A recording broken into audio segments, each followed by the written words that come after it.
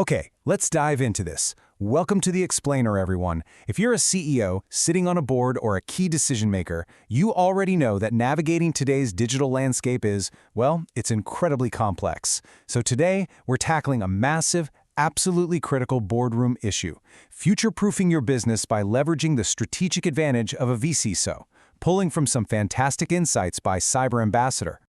So, let me ask you right off the bat, who is actually driving your cybersecurity strategy right now? For a ton of organizations out there, the completely honest answer is just their standard IT team. And hey, those teams are incredible at keeping the lights on. But leaving your long-term strategic security roadmap entirely to tactical IT, that is incredibly dangerous. Every organization desperately needs a dedicated security leader, but we also know not every budget can handle a full-time in-house chief information security officer. All right, here is our roadmap for the Explainer today. We're going to hit the 2026 cybersecurity mandate, look at the real risks of missing leadership, define what a vCISO actually is, walk through the strategic engagement lifecycle, break down the real ROI and key benefits, and finally wrap up with elevating your security leadership.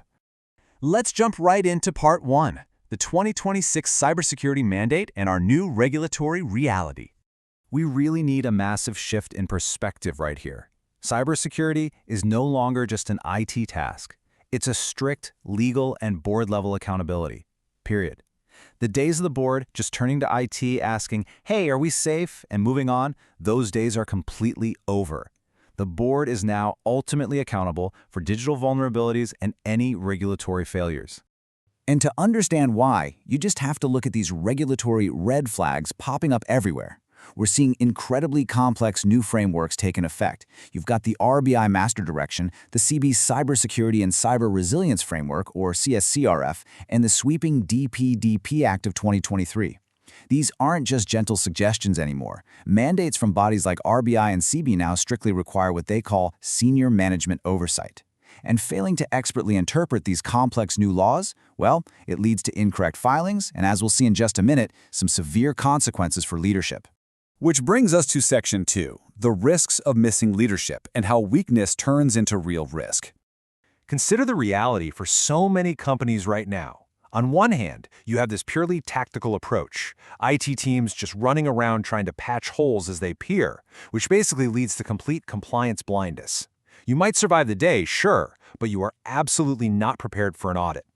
Contrast that with the strategic necessity, having a long-term roadmap built around a clearly defined risk framework, ensuring continuous regulatory readiness. Without that strategic leadership at the helm, organizations just sort of drift into vulnerability. Now, what's really interesting about this slide is this staggering statistic, 30 to 40%. According to the source data, without strategic oversight, companies waste up to 40% of their IT budget on redundant tools that provide literally zero actual protection. They suffer from massive vendor mismanagement, buying expensive software based purely on marketing hype rather than what the organization actually needs. It basically creates a mountain of security debt where you spend a fortune on tools that don't even talk to each other, leaving massive gaps in your defense. And here is the absolute kicker, the ultimate consequence of all that security debt and vendor mismanagement: personal liability. Without a designated security leader in place to establish that senior management oversight we just talked about, the board itself becomes directly liable for failures, data breaches, and all the resulting regulatory fines. It is a direct, personal, and financial liability landing squarely on the shoulders of the executive team. So, how do we fix this? Let's move to Section 3. What exactly is a vCISO? The strategic solution. A vCISO, or Virtual Chief Information Security Officer, provides elite security leadership that is completely scalable, highly strategic, and crucially on demand. A service like the one provided by Cyber Ambassador gives you direct access to board-level security expertise and roadmap development. Think of it like this. It gives you 100% of the expertise of a battle-tested veteran, but at a fraction of the cost of a traditional full-time executive hire. So what do they actually do on a day-to-day basis? Well, their core responsibilities are pretty expansive. They handle security program management, literally leading your internal teams toward unified goals. They manage third-party risk, meaning they're actively auditing your vendors to make sure some outside partner doesn't become your company's weakest link. They coordinate directly with your legal teams for data privacy alignment, making sure you're compliant with laws like the DPDP Act. and they provide security awareness leadership, building a genuine culture of security that spreads like wildfire from the reception desk all the way up to the boardroom. Let's look at how they execute all this in Section 4, the strategic engagement lifecycle, and how it builds resilience.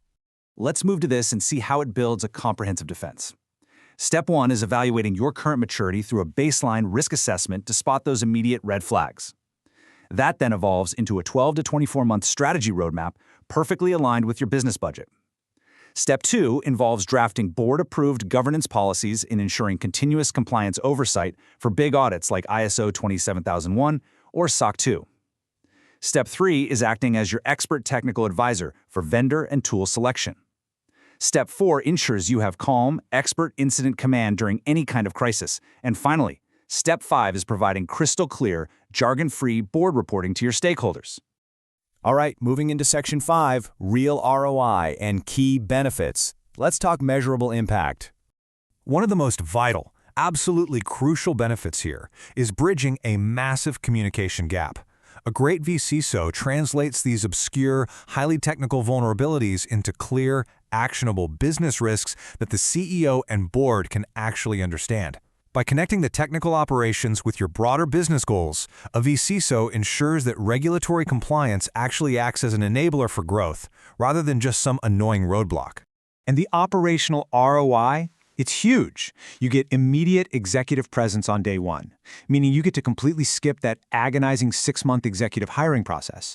Because they are an external partner, they provide an objective, totally unbiased, politics-free view of your actual risks. You see incredibly reduced overhead, no recruitment fees, no executive bonuses, no long-term equity you have to hand out, and perhaps most powerfully, you don't just get one person. You tap into the collective intelligence of an entire forensic and audit team that supports that vCISO.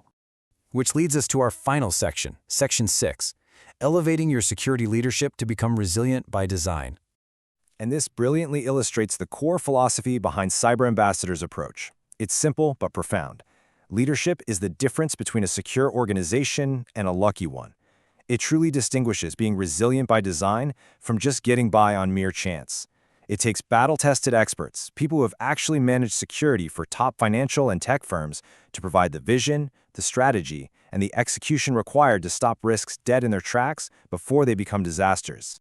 Which leaves us with this final, really important thought for you to consider today. As these 2026 legal mandates rapidly approach and that heavy burden of personal liability shifts directly into the boardroom, is your organization truly resilient by design, or, if you're being totally honest, are you just relying on luck? It's a critical question, and if the answer is the latter, it might be time to seriously evaluate the strategic advantage of a vCISO. Thank you so much for joining me for this explainer. Keep learning and stay secure.